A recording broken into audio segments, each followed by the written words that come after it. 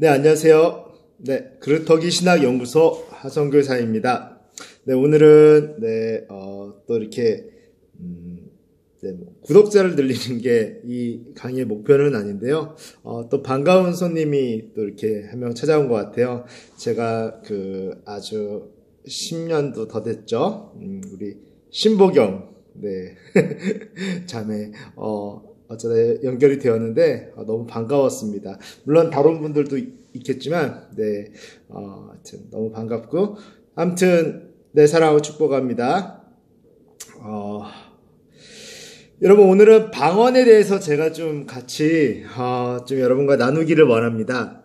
여러분, 방언이라는 것은 어떤 것일까요? 우리가 흔히 방언이란 말을 들어는 봤죠. 그리고 방언을 하기도 하고요, 교회에서. 근데 때로는 그 방언을 귀하게 여기기도 하고, 방언에 대해서 또는 이렇게 좀 부정적으로 이렇게 자기도 모르게 생각하고 있는 경우도 있습니다. 그래서 방언은 무엇인가? 이 질문에 대해서 먼저 정의를 하고 좀 답을 내리기를 원합니다. 답을 드리기를 원해요. 자, 1차적으로는 저번 강에서 말씀드렸던 그 성령 침례의 증거로서, 그러니까 성령 침례가 실제로 이루어졌다라는 가시적으로 드러나는 현상으로서 방언을 말하게 된다라는 것이죠. 아마도 이런 좀 상상을 해볼 필요가 있다라고 생각이 돼요. 여러분, 하나님이 모세를 통해서 애굽에서 탈출시키는 과정이죠. 그것을 출애굽이라고 합니다. 출애굽하는 과정 중에 이방 민족과 전투를 하고 싸우는 장면이 있어요. 여기서 그런데 희한한 것이 하나 있는데요. 모세가 손을 들고 이렇게 기도하기보다는 전투를 직접 지휘할 수도 있었어요. 모세가. 모세는요, 애굽에서 40년 동안 전투하는 방법, 병법을 익혔던 자라는 것을 우리가 좀 기억한다라면 충분히 가능한 상상인 것이죠. 이스라엘 백성이 싸우는 모습이 답답하게 느껴졌을 수도 있어요. 내가 지휘하면 명장 저리 가라 할 정도로 전투를 지휘할 수 있을 텐데 답답했을 수도 있습니다. 그런데 하지만 모세는 그 모든 지각 가운데 뛰어나신 하나님을 신뢰했다라는 것, 그리고 신뢰하면서 하나님께 직접 전투 지휘를 맡겨드리고 손을 들고 기도했다라는 것입니다. 그러므로서 이렇게 기도함으로 인해서 자신으로서는 결코 장담할 수 없었던, 또 어떻게 보면 자신이 아무리 명장이라 할지라도 그 이민족을 대상으로, 전투를 잘하는 민족을 대상으로 그 오합지졸을 데리고 승리할 수는 없었을 가능성이 굉장히 높거든요. 그렇게 자신으로서는 장담할 수도 없고 사실상 이룰 수도 없었던 승리를 이끌어냅니다. 어떻게? 기도함으로 인해서 전투 지휘권을 하나님께 맡겨버립니다. 이것은 마치 저번 강에서 이야기했던 것처럼 노뱀을 그냥 장대에 매달아가지고 뱀이 오든지 말든지 그냥 포기하고 하나님을 바라보는 의지적인 결단과도 비슷합니다. 여러분, 그렇습니다. 전쟁은요, 내가 지휘할 수 있을 것 같고 내가 명장이라면 지휘할 수 있을 것 같고 이길 수 있을 것 같아요. 내 인생의 전투와 이런 것도 내 경험에 의해서 내가 내 의지대로 지휘하고 나 스스로를 통제하고 내가 현명하게 판단할 수 있을 것 같아요. 그럴 것 같지만 우리가 조금 다르게 생각한다면 이 모든 영적 전쟁을 포함해서 오직 하나님께 속한 것임을 인정할 때 우리는 사실 진짜 승리를 맛볼 수 있는 것이죠. 로마서 8장 26절에도 이와 같이 성령도 우리의 연약함을 도우시나니 우리는 마땅히 기도할 바, 무엇을 기도해야 되고 뭐를 위해서 기도해야 되는지 사실 알지 못하지만 오직 성령께서 말할 수 없는 탄식으로 우리를 위하여 친히 간구하시느니라 라고 바울은 기록하고 있습니다. 네, 그런 제가 좋아하는 찬양이 있는데 여러분도 아실 거예요. 주를 찬양, 손을 들고 찬양, 전쟁은 나에게 속한 것 아니니 주를 찬양 손을 들고 찬양 전쟁은 하나님께 속한 것이니. 제가 노래를 잘 부르지는 않고 잘 부르지 못하지만 이 찬양 너무 좋잖아요. 전쟁은 나에게 속한 것이 아니라 결국은 하나님께 속한 것이라는 것입니다. 그 전쟁에 진짜로 어느 부분에 덫을 놔야 되고 어느 부분에서 활씨를 당겨야 되는지 사실 누가 진짜 적인지를 우리는 모른다라는 겁니다. 그리고 전투 지휘를 할 수 있다라는 건데 모세가 잘했던 것은 하나님께 그 전투 지휘를 바보스러울 정도로 맡겨드렸다라는 것입니다. 그 명장이에요. 굉장히 명장입니다. 비법에 가까운 그런 병법들을 다 익혔어요. 비밀에 가까운 병법들을. 그럼에도 그것을 쓰지 않고 포기하고 하나님께 기도함으로 전투 지휘권을 눈에 보이지 않는 하나님께 맡겨드렸다라는 것. 그게 모세의 위대한 점이겠죠. 우리가 영적 전쟁을 행합니다. 그리고 영적 전쟁을 행함에 있어서 마귀는 우는 사자처럼 부르짖으며 집어삼킬 자를 찾아서 두루 다니고 있다라고 성경은 이야기합니다. 그런 가운데서 그런 와중에 우리의 연약한 부분을 기도로 방어하고 진취적으로 마귀를 적극적으로 전투적으로 대적하고 마귀와 맞짱을 떠야 되는데 하지만 사실요 우리는 당장 우리가 살고 있는 3차원, 영적인 세계를 4차원이라고 합니다. 그런데 4차원의 세계는 주로 눈에 보이지 않죠. 어쨌든 우리 눈에 시각적으로 보이는 이 3차원의 현실 세계를 인지해요. 그리고 현실 세계에서 장애물이 보이면 장애물이 있구나 라고 생각하고 여기에 어려움이 있구나, 이것을 위해서 기도하거나 이걸 치워야겠다라는 것을 인지합니다.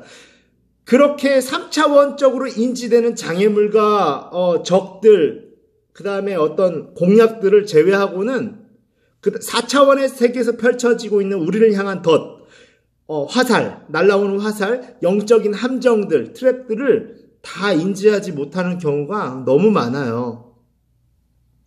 그럼에도 불구하고 우리가 마치 무엇을 위해서 진짜로 기도할 바를 다 아는 것처럼, 전지적 작가 시점에서 보는 것처럼 요걸 위해서 기도해야겠다는 것을 다 인지한 것처럼 그냥 또 교양을 빙자해서 조용히 또는 일반적인 한국 언어로 자신의 모국어로 기도하겠다라는 것이요 사실은 대단히 위험한 일입니다. 교양 있어 보이죠? 굉장히 위험한 겁니다. 마치 전투를 직접 지휘하겠다라는 것과 여러분 다를 바가 없다라고 볼 수 있겠죠? 모세가 그저 손을 들고 기도했을 때 정예병에 미치지를 못하는 그 오합지졸에 가까웠던 이스라엘 군대가 그 군대 가운데 하나님의 성령이 친히 지휘권을 가지고 임하셨어요.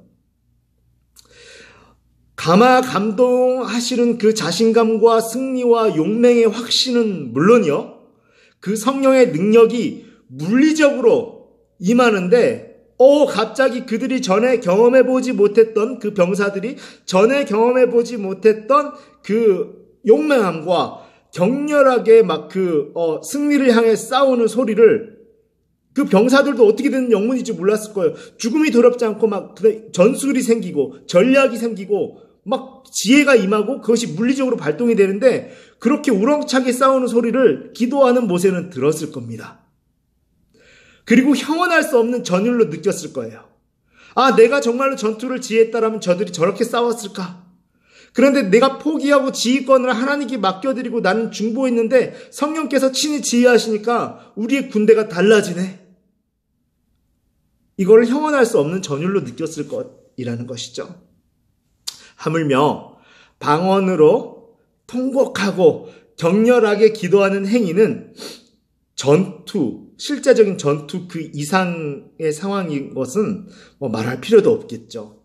여러분, 방언은 내가 다 알지 못하는 영적 상황을 의지적으로 결단함으로 하나님께 맡기고 전투에 담대히 임하는 것과 동일하다라고 볼 수 있을 것 같아요. 로드만 윌리엄스라는 조직 신학자도 이렇게 얘기합니다. 방언으로 기도한다는 것은 사람의 인식의 한계를 초월해서 기도하는 것이다. 능력 있는 기도라는 거죠. 사실 우리에게 함정이 여기저기 펼쳐져 있는데 우리 눈에 보이는 것만 문제라고 생각하는 것. 그 한계를 초월해서 진짜 함정들을 걷어낼 수 있는 그런 기도라는 겁니다. 왜냐하면 영적 전쟁의 지휘권을 하나님께 맡겨드린 상태가 되기 때문인 것이죠. 바로 그러한 전투가요, 어떻게 감동이 없을 수 있고 어떻게 조용할 수 있어요. 여러분 영화 300이나 이런 것들을 봐도 막 우와 이렇게 하잖아요. 이 격렬하고 완벽한 전투가 어떻게 조용할 수 있느냐라는 겁니다. 방언에 수반되는 유별난 행위와 이렇게 좀 소란스럽게 느껴지는 것을 성경적이지 않다라고 비판하는 사람들이 있습니다. 오히려 이런 분들은 성경이 말하는 방언과 영적 전쟁의 관계를 제대로 이해하고 있지 못하다고 볼 수 있어요. 우리가요, 한번 상상해 보겠습니다. 샤워를 해요. 그렇죠? 여러분 매일 샤워하시죠? 샤워할 때 밖에서 묻어온 먼지가 여러 가지 요소가 있을 수 있어요. 규소도 있을 수 있고 여러 가지 먼지의 종류가 있을 수 있습니다. 화학적으로. 그런데 그 먼지가 왜 묻었는지 여러분 따질 필요가 있나요? 그리고 무엇이 묻었고 어떤 성분이 묻었는지 분석할 필요가 있나요? 다시 말하면 그렇게 분석을 한다고 해서 그게 의미가 있냐라는 것입니다. 의미가 있으려면 두 번 다시 그 먼지가 묻어오면 안 돼요. 여러분 예를 들어서 오늘 밖에 나갔다 왔는데 제가 여기에 이상 케찹이 묻어왔어요. 생각해 볼 필요가 있습니다. 왜냐하면 저의 부주의 때문일 확률이 매우 높기 때문이죠. 그래서 이게 내가 이런 실수를 했구나. 두 번 다시 묻히지 말아야겠다 라고 한다면 두 번 다시 안 묻힐 가능성이 매우 높아지는 것이죠. 그런데 여러분 오늘 밖에서 샤워하기 전에 먼지를 다 테이프로 걷어가지고 스카치 테이프로 붙여가지고 먼지를 막 화학적으로 계산해서 왜 묻었으며 무슨 먼지가 묻었는지 어떤 물질이 묻었는지 조사를 했다 칩시다. 여러분 그 먼지가 다시 안 묻을 자신이 있습니까? 없어요. 동일한 분석을 했고 원인을 깨달았음에도 불구하고 여러분이 밖에 나가는 이상은 계속 묻어올 거예요. 한마디로 말해서 규명할 필요도 분석할 가치도 없다라는 뜻입니다. 어떻게 하면 되나요? 그냥 매일 샤워하면 되는 거예요. 그게 제일 깔끔해요. 매일 욕조에 들어가서 샤워하는 게 제일 깔끔합니다. 분석할 필요도 없고 왜 묻었는지 이 원인을 추궁할 가치조차 없다라는 겁니다. 여러분 우리가 세상 속에 살아갑니다. 죄의 존재는 여전히 존재하고 있죠. 죄의 공격을 받습니다. 우리의 영향은 많은 것들을 받아요. 먼지가 묻는 것과 동일합니다. 여러분 그렇습니다. 이렇게 샤워하면 되지 그것을 분석할 가치가 없는 것과 마찬가지로 방언으로 기도한다라는 것은 영적인 전투, 매일 묻어오는 전투에서 받아오는 상처나 어떤 그런 더러움들을 하나님께 맡기고 그때야말로 그냥 실제로 싸워야 될 부분이 어떤 것인지를 아는 하나님께서 그냥 씻어내시고 고쳐주시고 하나님께서 전투를 하시는 거예요. 우리의 영적 전투를 샤워하는 것처럼. 그러니까 여러분 방언을 할 때마다 격하게 시원하게 샤워를 한다라고 생각하는 것이 사실은 더 성경적일 수 있다라는 것이죠. 여러분 그런 하나님을 의지하고 기도의 자리에 나가는 것이 성경적인 기도의 자세인 것이죠. 나 스스로가 본인부터가 알아듣고 이해하고 인지적으로 인식할 수 있는 기도만 하겠다라는 것은 영적 전쟁을 포기하겠다라는 것과 사실 크게 다르지 않습니다. 이렇게 기도하는 게 더 성경적이고 더 교양 있는 종교적 모습이라고 우긴다라면 더욱 곤란할 거예요. 여러분 로드만 윌리엄스라는 조직신학자 다음과 같이 이것과 관련해서 다음과 같이 말합니다. 어쨌든 방언은 그때 고린도 전후서가 쓰여지는 그 당시에도 미친 사람의 괴상한 행동처럼 보였을 것이다. 보였던 것 같다. 확실히 많은 믿지 않는 자들에게는 이상하고 별난 행위로 보였다. 그렇게 느끼는 상황은 오늘날도 비슷하다. 하지만 도리어 방언의 독특성 속에는 이렇게 방언하는 것이 하나님의 끊임없는 임재하심과 그리고 하나님의 능력 그리고 하나님이 특별히 인간의 역사에 인간의 삶에 간섭하시는 증거로 남아있는 것이다. 방언은 하나의 특별한 표적이면서 계속 그런 방식으로 남아있을 것이다. 그런 방식으로 드러날 것이다. 라고 이야기합니다. 조직신학자가 하는 얘기예요. 물론 바울이 경고한 말이 있어요. 너희가 그렇게 방언을 하면 다들 고린도전서에 그렇게 미친 사람처럼 여기지 않겠느냐. 마치 주의하고 자제하고 방언을 하지 말라는 말 같아요. 그리고 방언을 반대하는 사람들은 주로 이 이야기를 근거로 씁니다. 여러분, 바울이 이렇게 경고하는 것은요, 방언의 현상과 방언을 자제시키거나 방언을 하지 말라고 부인하는 게 절대 아니에요. 이 문맥적 해석으로 절대 그런 게 아닙니다. 단지 예언에 좋은 기능도 있습니다. 예언은 다음 시간에 할 거예요.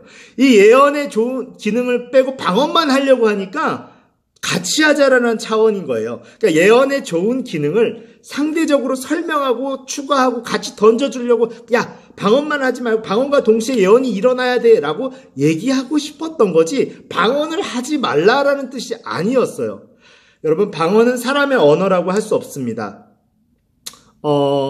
특히 마이클 그린이라는 또 유명한 사람은 이렇게 얘기를 해요.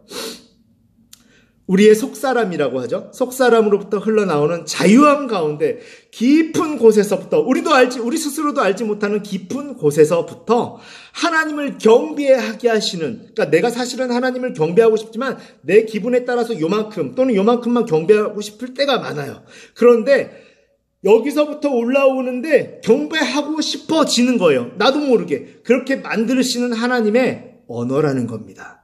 방언으로 기도한다는 것은 내 인식의 한계를 넘어서서, 내 의지의 한계를 넘어서서 예배하고 싶게 만들어 주시는 하나님의 역사라는 겁니다, 여러분. 또 어떤 때는 또 이렇게 얘기합니다. 어떤 사람들이 이렇게 얘기해요.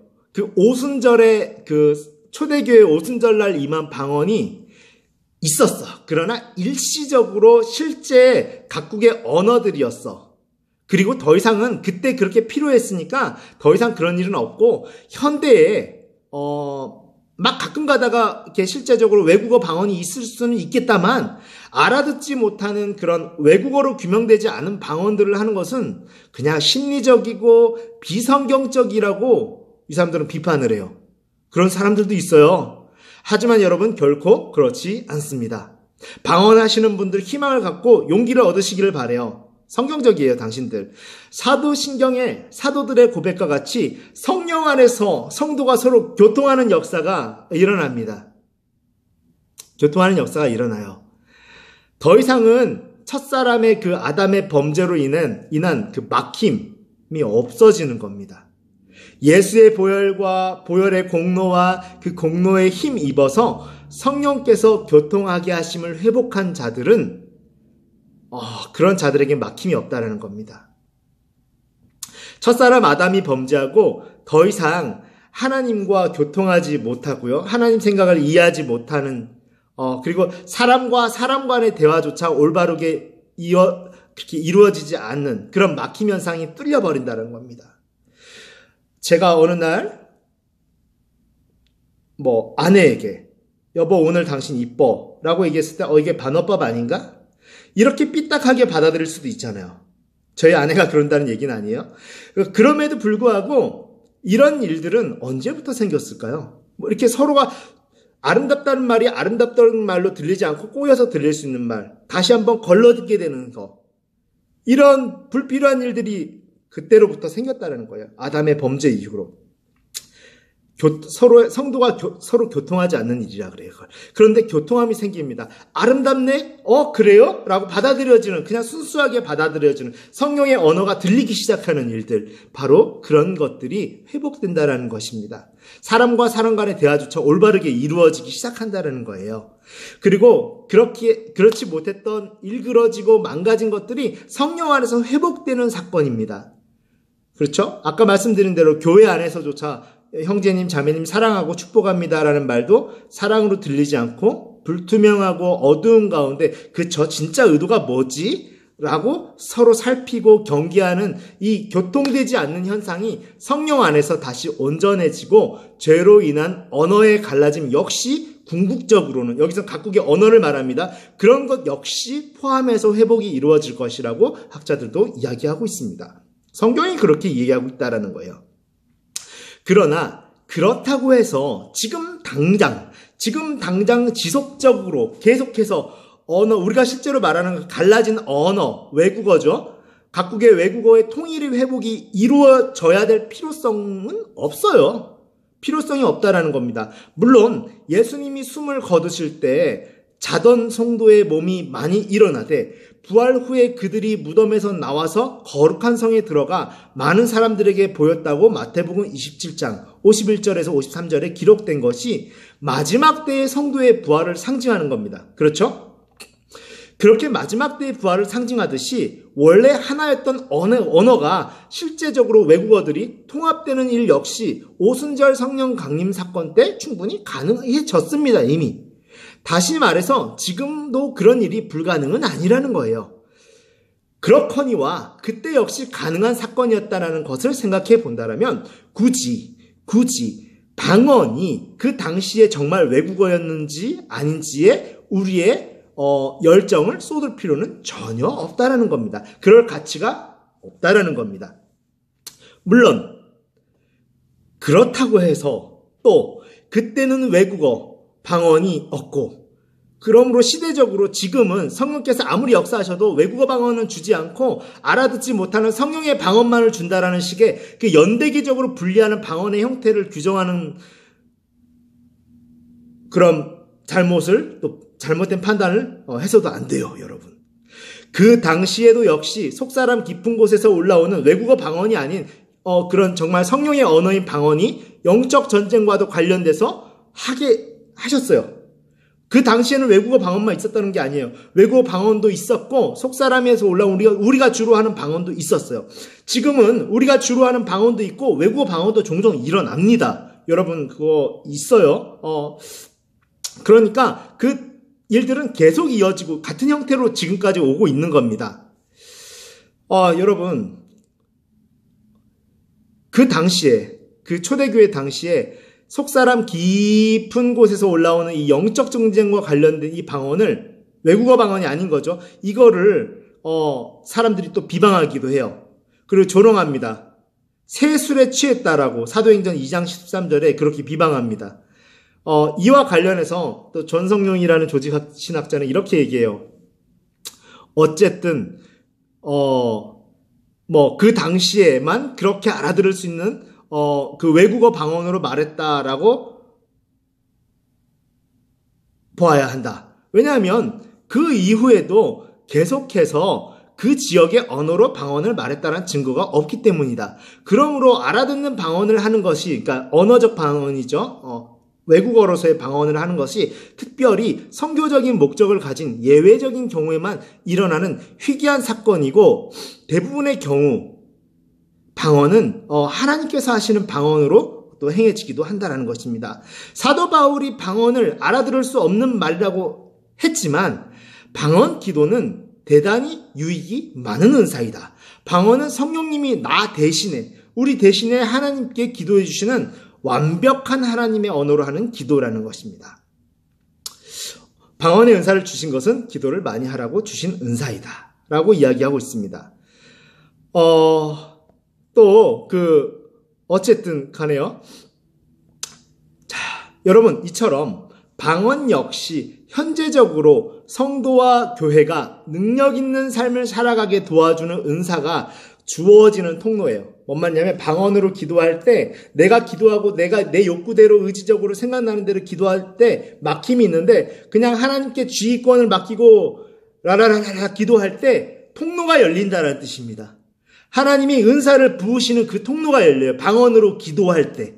그게 중요한 거예요. 그러나 방언을 못 받았다고 해서 여러분 혹시 결코 구원을 받지 못했거나 구원을 받지 못한 증거로서 방언을 못 받았다라고 폄훼해서도 안 돼요. 방언을 하시는 분들이 방언을 못 하시는 사람들에게 구원 못 받았다는 식으로 얘기하면 절대 안 됩니다. 그런 성도들의 신앙생활이 결코 하나님 보시기에 무의미했다라고 폄하해서도 안 돼요. 그거 확실하게 하셔야 돼요. 방언을 마치 영성의 그 질적인 척도로 사용해서는 안 돼요. 단지 성령 안에서 가장 큰 희락과 가장 큰 기쁨의 지경을 맛보지 못한 아쉬운 부분은 있을 수 있어요. 그 사람들이 아무리 신앙생활을 열심히 함에 불구하고. 물론 그렇다고 해서 방언을 인정하지 않는 자들이 이런 말을 가지고서 방언의 불필요성이나 신앙적으로 선택적인 그냥 취향에 불과하다라는 것으로 간주해서는 또 안 돼요. 그러니까 방언 하고 싶은 사람만 하고 방언은 때론 필요 없어. 천국 가는데 구원 못 받은 게 아닌데 왜 그거를 꼭 필수 옵션으로 그렇게 제한해야 되느냐라고 얘기할 필요는 없다라는 것입니다. 여러분 마무리 지으려고 합니다. 로드만 윌리엄스라는 조직신학자는 이것에 관해서 이렇게 경고합니다. 우리는 방언의 중요성을 지나치게 과장해서 말할 필요는 없다. 방언을 전혀 하지 못하는 많은 사람들도 하나님을 영화롭게 해왔고 당신을 하나님을 기쁘시게 해왔으며 그리고 그들은 계속해서 그와 같은 방식으로 하나님을 기쁘게 할 것이기 때문이다. 그러니까 폄훼하면 안 된다는 뜻이에요. 그러나 여기에서 관련 있는 핵심적인 것은 방언으로 말하고 찬양하는 것이 주 안에서 예수 그리스도 안에서 가장 최고조의 찬양과 기쁨의 표현이라는 것이다. 그리고 이러한 표현 속에 큰 변화가 있다는 거예요.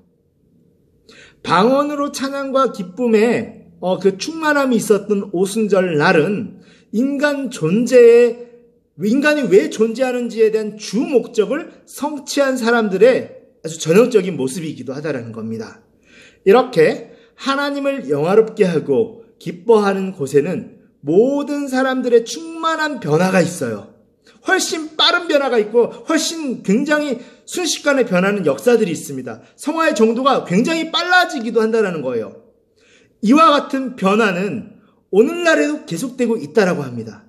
성령으로 기도하는 일은, 방언으로 기도하는 일은, 즉 유다서를 부연 설명하건대 우리 같이 한번 따라해 볼까요? 거룩한 믿음 위에 우리 자신을 건축하는 일이다. 다시 한번 고백하겠습니다. 성령으로 기도하는 일은 거룩한 믿음 위에 우리 자신을 세워가고 건축하는 일이다. 여러분, 이렇게 방언을 하지 못한다고 해서 구원을 못 받았다? 절대 안 돼요. 그러나 방언을 하지 못하는 것의 문제는 인간이 존재하는 최고의 기쁨과 주님 안에서 최고의 희락을 맛보지 못한 아쉬움과 영적 전쟁에 불리함이 있을 수 있다는 거예요. 결론은 방언을 사모하고 폄훼하지 말자라는 것입니다. 여러분 방언으로 기도하면서 통로가 열리고 그 방언으로 열린 통로에 하나님이 주시는 조건 없이 주시는 많은 은사들이 여러분의 무기로 주어지시기를 예수 그리스도의 이름으로 축복합니다. 사랑하고 축복하고 영적으로 기도하시는 여러분이 되시기를 예수 그리스도의 이름으로 축복합니다.